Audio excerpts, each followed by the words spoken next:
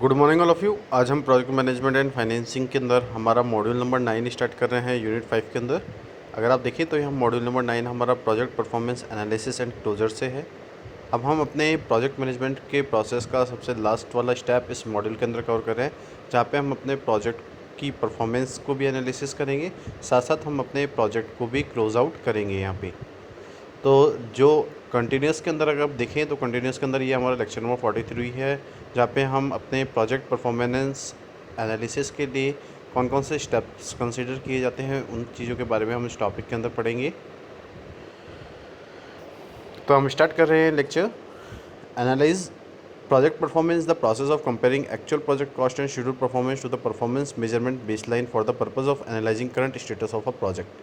कि अगर हम देखें तो जो प्रोजेक्ट परफॉर्मेंस एनालिसिस है वो एक तरीके का प्रोसेस है, जहाँ पे हम अपने प्रोजेक्ट की कॉस्ट और शेड्यूल को कंपेयर कर रहे हैं उसकी परफॉर्मेंस से। साथ साथ हम अपने प्रोजेक्ट परफॉर्मेंस मेजरमेंट बेसलाइन के बेसिस पे जो पर्पज़ है हमारा प्रोजेक्ट का करंट स्टेटस उसको भी एनालिसिस कर रहे हैं। The primary purpose of EVM is to provide management with a rigorous and complete understanding of the project cost and schedule performance. कि अगर हम देखें तो जो प्राइमरी पर्पज़ है हमारे EVM का एक्सपेक्टेड वैल्यू मेथड का, वो हमें एक मैनेजमेंट को एक इन्फॉर्मेशन प्रोवाइड कर रही है, जहाँ पे हम अपने प्रोजेक्ट की कॉस्ट और शेड्यूल की परफॉर्मेंस को कम्प्लीटली समझ सकें। And a rational forecast to an anticipated end state for each. और साथ साथ हम अपने रेशनल फोरकास्ट को भी एंटिसिपेट करेंगे जब हम अपने प्रोजेक्ट के एंड स्टेट पे हैं। This understanding is essential for the making good decision while analysing the project. ये हमें बहुत ज़रूरी है समझना कि जब हम किसी भी प्रोजेक्ट के रिगार्डिंग अच्छे डिसीजंस बनाते हैं तो वो हम अपने प्रोजेक्ट के एनालिसिस के थ्रू बनाते हैं। वहाँ पे हम अपनी अपॉर्चुनिटीज़ को भी एक्सप्लोर करते हैं और हमारे अनडिजायर्ड वेरिएंसेस को मिटिगेट करते हैं। Another purpose of EVM data is to allow for early indication of the expected final cost and schedule completion। और अगर हम देखें तो हमारे EVM डाटा का जो अनदर पर्पज़ है वो क्या है कि वो हमें एक इंडिकेशन अलाउ करता है कि जहाँ पे हम अपने प्रोजेक्ट की फ़ाइनल कॉस्ट और शेड्यूल को देख सकें, जो कि कंप्लीट होने के टाइम हमें देखने को पड़ रही है। उसके बाद आप देखते हैं कि यहाँ पे जब हम अपने परफॉर्मेंस को एनालिसिस करते हैं प्रोजेक्ट की, तो हम उसको 5 कंपोनेंट्स के बेसिस पर करते हैं। सबसे पहला है शेड्यूल, सेकंड है हमारा क्वालिटी, थर्ड है हमारी कॉस्ट एंड फोर्थ है हमारे स्टेक होल्डर सेटिस्फेक्शन, और लास्ट में आप देख सकते हैं कि हमारा जो पॉइंट है that is the performance to business cash.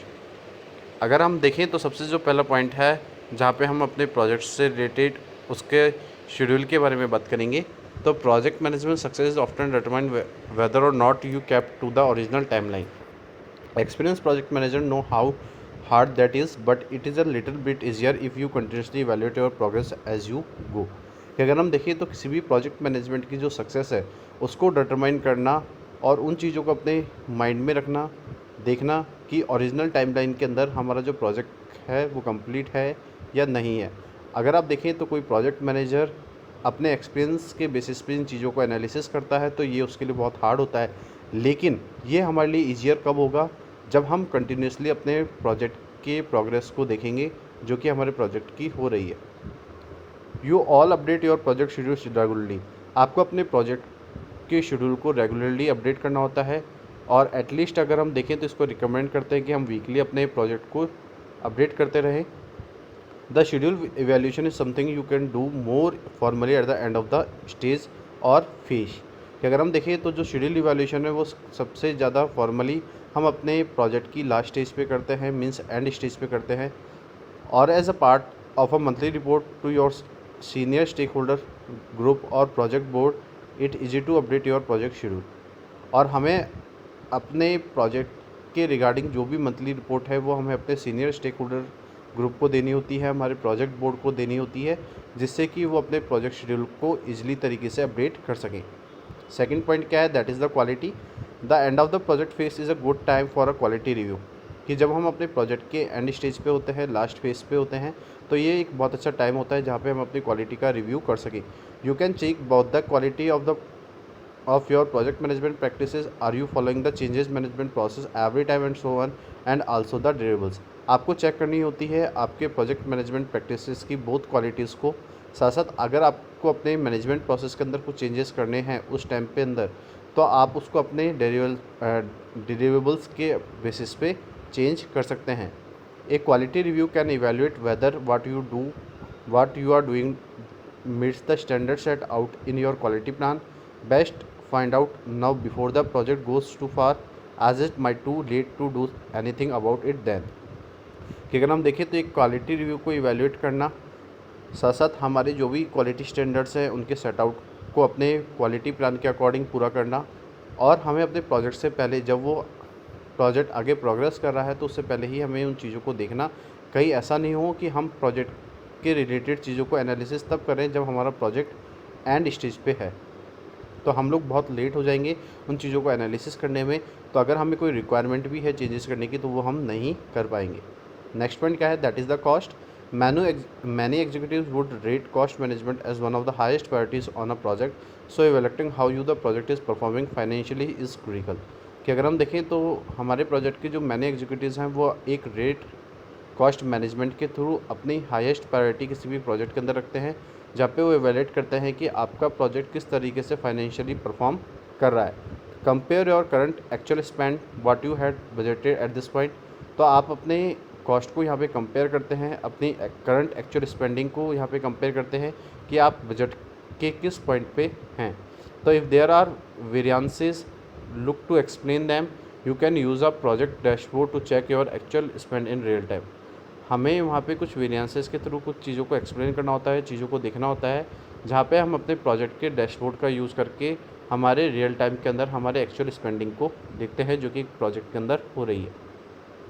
You are also want to look forward and reforecast the budget to the end of the project, compare that your original estimate to and make sure it is close enough for your management team to feel that the work is on track। और साथ साथ हमें इन चीज़ों को भी देखना होता है हमें कि हम अपने बजट को रीफॉरकास्ट करें जब हम अपने प्रोजेक्ट के एंड स्टेज पे हों। साथ साथ हम अपने प्रोजेक्ट के रिगार्डिंग जो भी एस्टिमेशन है, ओरिजिनल एस्टिमेशन है, उनको कंपेयर करें जो भी हमारे कॉस्ट से रिलेटेड है। साथ साथ हम उन चीज़ों को देखें कि हमारी जो मैनेजमेंट टीम है वो फील करे कि हम अपने कामों को सही ट्रैक पे कर रहे हैं। If you forecast go up too much, it is a sign that you are spending will be out of control by the end of the project. हमें चीज़ों को फोरकास्ट करते रहना चाहिए और हमें साइन करना चाहिए कि जो स्पेंडिंग हम अपने प्रोजेक्ट के अंदर कर रहे हैं कहीं वो आउट ऑफ कंट्रोल तो नहीं हो रही हमारे प्रोजेक्ट की एंड स्टेज के अंदर। इसके बाद हम अपने नेक्स्ट पॉइंट को पढ़ रहे हैं यहाँ पे, that is the stake holder satisfaction. Your wider team, your stakeholders are essential is getting much of the work done, so it's worth checking in with them, find out how they are feeling about the project right now and what you could be doing differently। जब हम अपनी wider team को देखते हैं, हमारे stake holders को देखते हैं, तो ये इसेंशियल होता है कि हमें बताना होता है कि किस तरीके के काम को हम पूरा कर रहे हैं। तो हम उन चीज़ों को रिव्यू करते हैं, चेक करते रहते हैं कि क्या क्या काम हमने परफॉर्म किए, कौन कौन सी एक्टिविटीज़ हमने अपने प्रोजेक्ट के अंदर की है। अगर हम फील कर रहे हैं कि सब चीज़ हमारे प्रोजेक्ट की राइट है, करेक्ट है, तो हम अपने नेक्स्ट प्रोजेक्ट के अंदर उनको डिफरेंटली परफॉर्म करते हैं। This is difficult measure to document statically, all through there nothing to stop you asking them for a rating out of 10। even if you are evaluating their satisfaction subjectively, it is still a useful exercise। if you notice that the stakeholders are not fully supportive, you can put plans in place to engage them thoroughly to try to influence their behavior। ये सबसे difficult major होता है जब हम अपने document की statically review लेते हैं। साथ साथ हम उन चीज़ों को करना छोड़ देते हैं, स्टॉप करते हैं जहाँ पे हम अपने प्रोजेक्ट की रेटिंग दे रहे हैं और हम अपने प्रोजेक्ट की रेटिंग आउट ऑफ 10 करते हैं। तो जब हम अपने स्टेक होल्डर्स के सेटिस्फेक्शन को सब्जेक्टिवली इवैल्यूएट कर रहे हैं तो हमें वहाँ पे एक यूज़फुल एक्सरसाइज करनी होती है और हमें नोटिस करना होता है कि स्टेक होल्डर का हमारे प्रोजेक्ट में किस तरीके का सपोर्ट है। अगर वो फुली सपोर्टिव नहीं है तो हमें उन प्लान्स को लेना होता है, उस प्लेस में इंगेज करना होता है जहाँ पे हम उसके बिहेवियर को इन्फ्लुएंस कर सकें। नेक्स्ट पॉइंट क्या है, that is the performance to business case. Finally जब हम अपने चीज़ों को देखते हैं एक बिज़नेस केस के लिए, तो वहाँ पे ओरिजिनली हम उस चीज़ पे एग्री होते हैं कि हमारा प्रोजेक्ट किस शेप का है और हम अपने प्रोजेक्ट से मिलने वाले जितने भी बेनिफिट्स हैं उनको चेक करते हैं जो कि एक रियलिस्टिक है, और जो भी हमारी बिज़नेस प्रॉब्लम है उस प्रोजेक्ट के अंदर उनको डिज़ाइन की जाती है जिससे कि हम उनके सॉल्यूशंस को उसके एग्ज़िट होने से पहले कर सकें। साथ साथ जो भी हमारे प्रोजेक्ट टीम मेंबर्स होते हैं वो उसको इनिशिएटिव्स क्या करते हैं, एक साउंड देते हैं, एक ग्रेट साउंड देते हैं उस टाइम के अंदर जब हम अपने बिजनेस इन्वायरमेंट के बेसिस पे उसको फिनिश करने वाले हैं और हम अपने बिजनेस इन्वायरमेंट के हिसाब से अपने प्रोजेक्ट को मूव करने वाले हैं, जो कि एक रेडोरेंट है। साथ साथ हम बॉदर हैं कि हम अपने बिज़नेस को चेक करें उस बिज़नेस के ड्यूरिंग में जब हमारे प्रोजेक्ट की जो लाइफ साइकिल है वो उस स्टेज पे है, और साथ साथ हम किसी भी तरीके की रियलाइजेशन को यहाँ पे नहीं करें जो कि हमारे वर्क के रिगार्डिंग है, जो कि हमारी एक लॉन्गर नीड हो रही है कि हम आगे भी इन चीज़ों को इस तरीके से ही मैनेज करें जो कि एक प्रोजेक्ट का पार्ट है। तो आज का जो टॉपिक है वो हमारा यहाँ पे कंप्लीट होता है। आज के लिए इतना ही। Thank you so much and have a nice day.